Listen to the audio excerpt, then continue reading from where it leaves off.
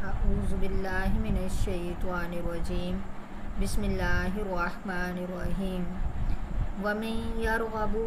اور کون ہے جو بے رغبتی کرے گا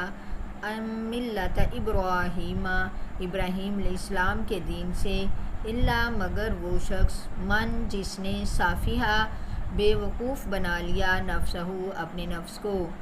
وَلَقَدْ اور البتہ تحقیق اصطفیناہ چن لیا ہم نے اس کو فی الدنیا دنیا میں وَإِنَّهُ اور بے شک وہ فی الآخرتی آخرت میں لمن الصالحین البتہ نیک لوگوں میں سے ہوں گے اس جب قال کہا لہو اس کو ربہ اس کے رب نے اسلم تو فرما برداری کر قال کہا اس نے اسلم تو میں نے فرما برداری کی لرب العالمین تمام جہانوں کے رب کی ووصا اور وصیت کی یا حکم دیا بیہا اسی بات کا ابراہیم علیہ السلام نے بنی ہی اپنے بیٹوں کو و یعقوب اور یعقوب علیہ السلام نے یا بنیشا اے میرے بیٹو ان اللہ بے شک اللہ تعالیٰ نے اصطفیٰ چن لیا لکم الدین تمہارے لیے دین فلا تموتن پس نہ تم مرنا الا مگر وانتم اور ہو تم مسلمون فرما بردار ام یا کنتم تھے تم شہداء موجود حاضر اس جب حاضرہ آئی یعقوب علیہ السلام کو موت اس جب قالا کہا انہوں نے لبنی ہی اپنے بیٹوں سے ما تعبدون کس کی تم عبادت کرو گے من بعدی میرے بعد قالو کہا انہوں نے نعبدو ہم عبادت کریں گے الہ کا تیرے معبود کی و الہ آبائکا اور معبود کی اپنے باپ دادا ابراہیم علیہ السلام کے و اسماعیل اور اسماعیل علیہ السلام کے و اسحاق اور اسحاق علیہ السلام کے الہ واحد معبود ہے ایک ہی و نحنو اور ہم لہو اسی کے لیے مسلمون فرما بردار ہیں تل کا یہ امتن ایک جماعت تھی ایک امت تھی قد خلط تحقیق گزر گئی لہا ان کے لیے تھا ما کسبت جو کمایا اس نے ولکم اور تمہارے لیے ہے ما کسبتم جو کمایا تم نے ولا تسألون اور نہیں تم پوچھے جاؤ گے اما ان کاموں کے بارے میں کانو جو تھے وہ یعملون عمل کرتے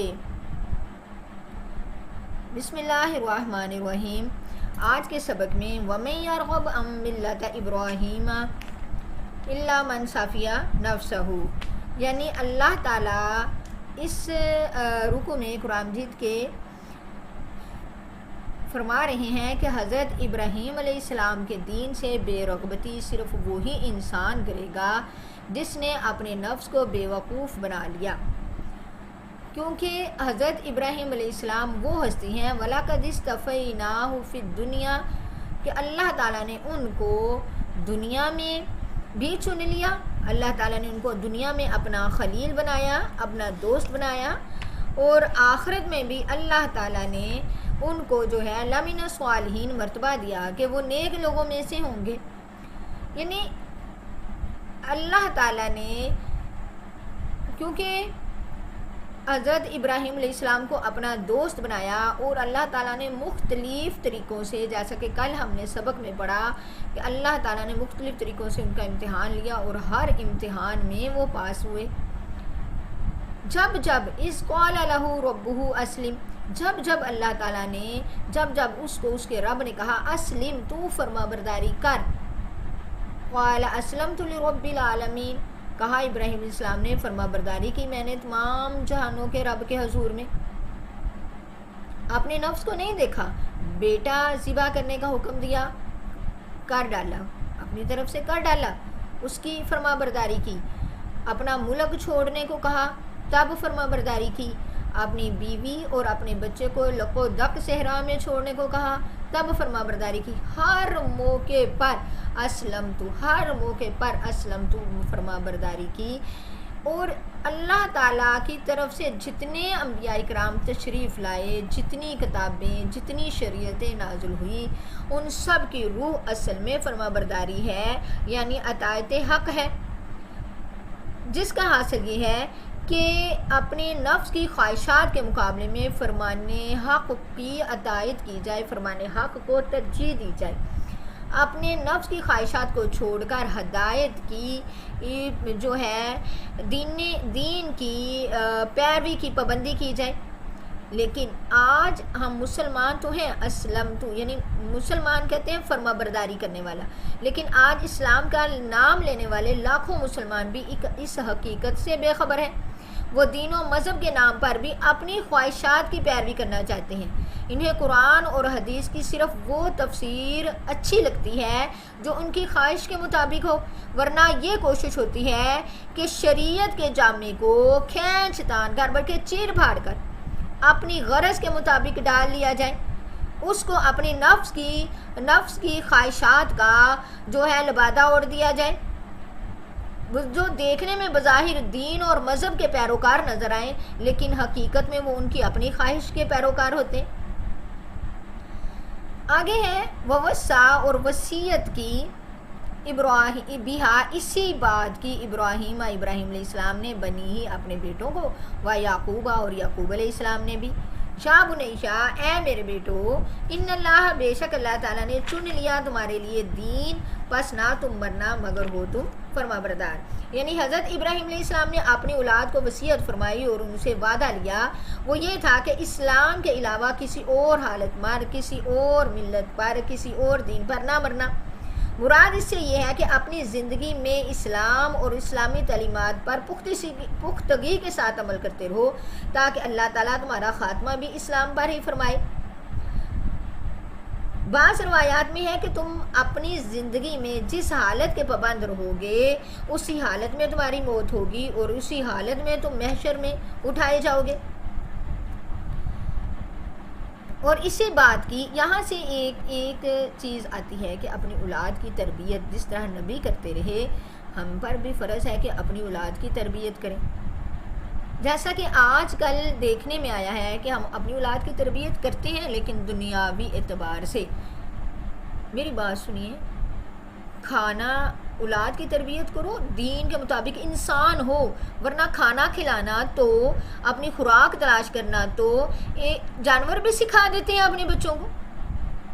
انسان ہو، اشرف المخلوقات ہو، تو پھر ایک وہی چیز کیوں، زندگی گزارنے کے طریقہ کیسا ہے، شکار کیسے کرنا ہے، اپنی خوراک کا انتظام کیسے کرنا ہے، دوسروں سے فضیلت حاصل کیسے کرنی ہے، یہ تو جانور بھی اپنے بچوں کو سکھا دے گا۔ ہم کیا سکھا رہے ہیں؟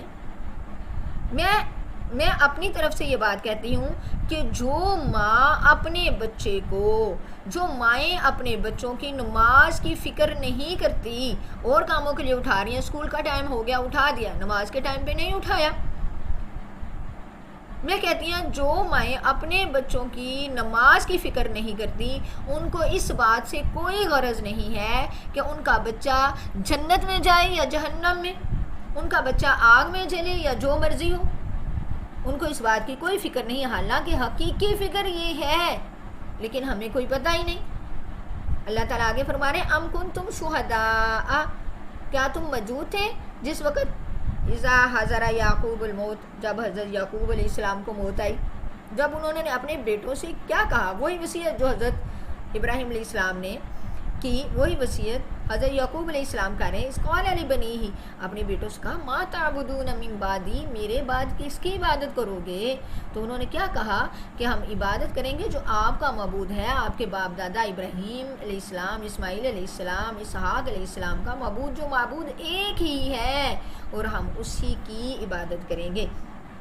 جس طرح عام انسان اپنی موت کے وقت یہ چاہتا ہے کہ جو بڑی سی بڑی دولت ان کے پاس ہے وہ اولاد کو دے جائے، جیسے ایک سرمایہ دار تاجر کو یہ خواہش ہوتی ہے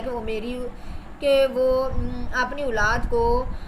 فیکٹریوں کا مالک بنا دے، ان کو امپورٹ اور ایکسپورٹ کے بڑے بڑے لائسنس دلوا دے، لاکھوں اور کروڑوں کا بینک بیلنس ہو، اور ایک سرور والا جو